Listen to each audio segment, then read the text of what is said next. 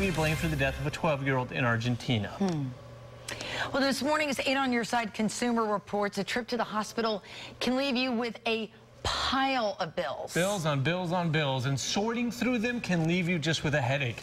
Our own Avery Conch is here now making sure you know what you need to look out for so you aren't left with this massive bill at the end of the day. Yeah, and this is something that pretty much anyone can relate to this morning. Sometimes those bills have unexpected charges and even the wrong fees that take years to fix. When Bill Linden's wife, Kate, was rushed into an emergency C-section, he was only thinking about one thing. It's a life or death situation. Baby has to come out now. Period, end of story. He was not thinking about the anesthesiologist that was brought in or whether insurance would cover it. I was not really thinking about paperwork at that point in time. But soon, paperwork was all he'd be thinking about. Bills started arriving saying he owed roughly $2,500. Many phone calls later, he found that it came down to a network classification.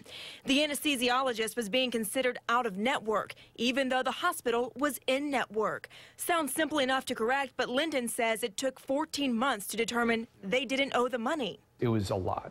It was a lot. Penelope Wang of Consumer Reports says this is hardly uncommon.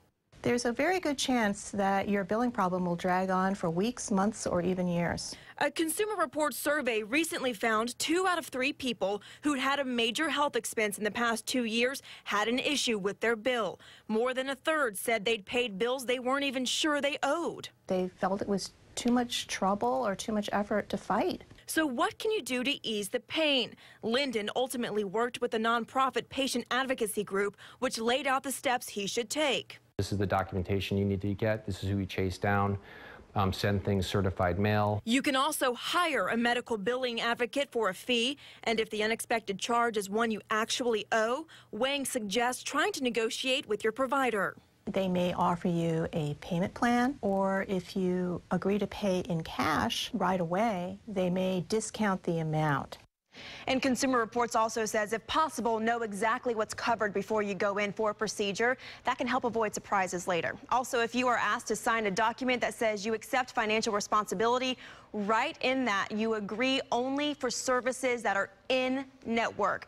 No guarantee, but it may help if you need to dispute a charge later. And we have even more information for you right now posted on WFLA.com. But how many times have we heard of stories where people